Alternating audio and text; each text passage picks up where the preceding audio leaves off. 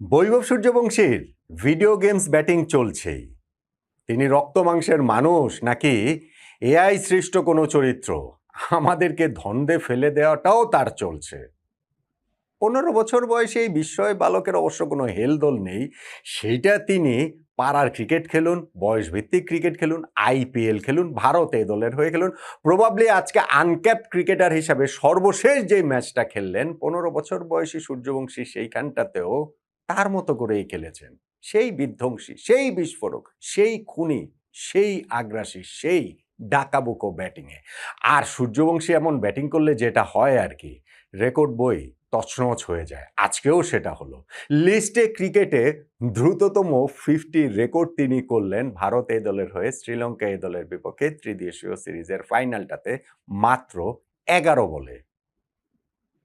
বৈভব সূর্যবংশীর আকাশটা আসলে কত উঁচুতে, সেই আকাশের সূর্যটা আসলে কতটা আলো ছড়াবে ইন্টারন্যাশনাল ক্রিকেটে ঢোকার আগে, যেটা বলছিলাম প্রবাবলি এটা লাস্ট ম্যাচ তার, সেইখানটাতেও আরো এক প্রস্থ তিনি আমাদেরকে গ্লিমস দিয়ে গেলেন।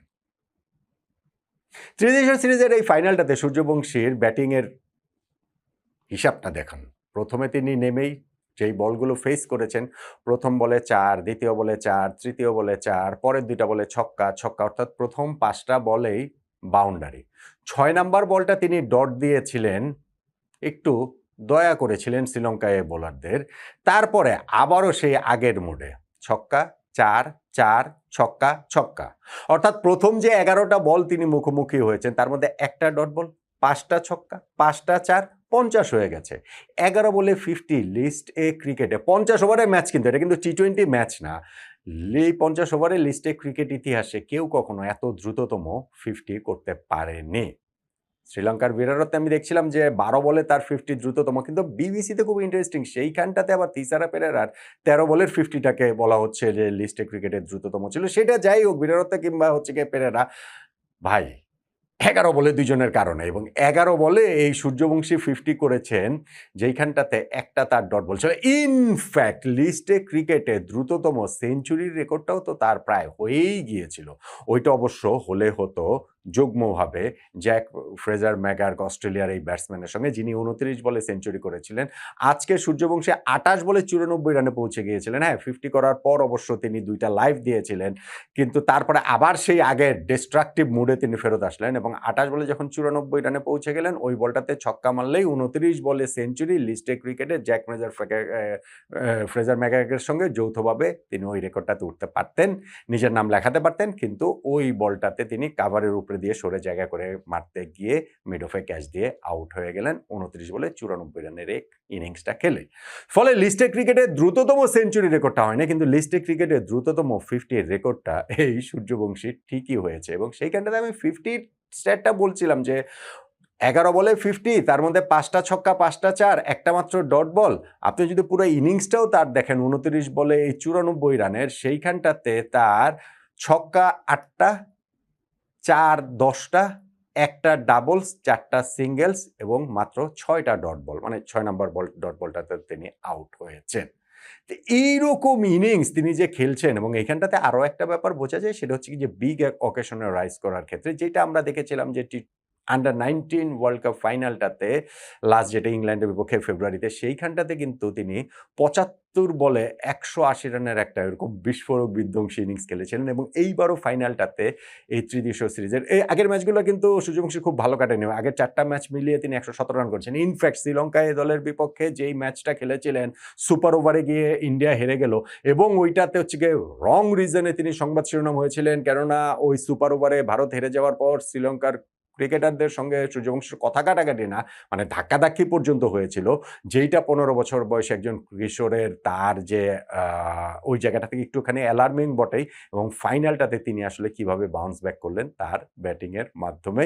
আজকেই কিন্তু ভারত জাতীয় দলের ইংল্যান্ড সফরে টি-20 ওয়ানডে স্কোয়াড ঘোষণা করেছে, সেখানে সূর্যবংশীর নাম নাই। তবে ভারতের ওই আয়ারল্যান্ড ইংল্যান্ড সফরে টি-20 স্কোয়াডটাতে কিন্তু সূর্যবংশীর নাম আসে, এবং সেটা আমি বলছিলাম যে আজকেই প্রবাবলি আনক্যাপড ক্রিকেটার হিসেবে সূর্যবংশীর লাস্ট ম্যাচ, এবং সেইখানটাতেও কিরকম একটা ইম্প্যাক্ট তিনি রেখে গেলেন লিস্ট ডে ক্রিকেটে দ্রুততম 50-র মাধ্যমে।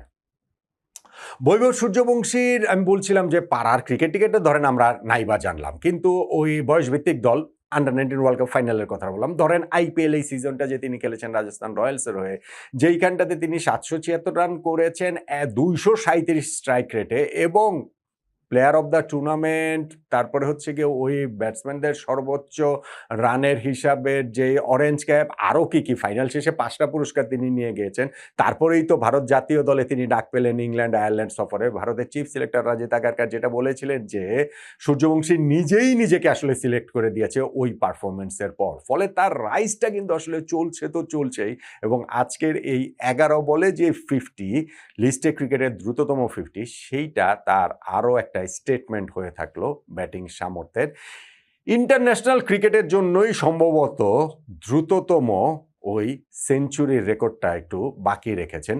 যদিও এখনো ওই 50 ওভার্সের দলটাতে চান্স পাননি। কিন্তু যেইভাবে সূর্যবংশী খেলছেন তাতে করে ওই চান্স পাওয়াটা ওয়ানডে ফরম্যাটেও ভারতের হয়ে কেবলমাত্র সময়ের ব্যাপারই। এবং আজকে ম্যাচ শেষেও তিনি বলছিলেন যে আমি কিন্তু অনেক 50 ওভারের ম্যাচ খেলছি, নট শিওর এটা আসলে অনেক সবাই জানেন কিনা। টি-20 আসলে আমরা দেখতে স্পেশালি আইপিএলের ওই এক্সপোজারের পর ওইটা ওই দিকটা হয়তো আমরা ভাবি না, কিন্তু ওই আজকের 50 ওভার্সের ফাইনালটাতে যে ইনিংসটা সূর্যবংশী খেললেন দ্রুততম 50 লিস্টে ক্রিকেটে, ১১ বলে 50 এবং ওই যে ২৯ বলে ৯৪ রানের ইনিংস, তাতে আবারও ওইটাই আমাদেরকে মনে করিয়ে দিলেন যে না, মানে ভিডিও গেমস ব্যাটিং তো তিনি করছেন সেটা মনে করিয়েই দিচ্ছেন। এআই কিনা সেই দ্বন্দ্বে তো আমাদের ফেলেই দিচ্ছেন। তার সিলিংটা যে আসলে অনেক উপরে, তার আকাশটা যে অনেক উপরে এবং সেই আকাশের সূর্যটা যে কিরকম আলো ছড়াবে সেইটা বোধহয় আজকের ইনিংসে নিশ্চিতভাবেই তিনি আরও একবার আমাদেরকে দেখিয়ে দিলেন বৈভব সূর্য।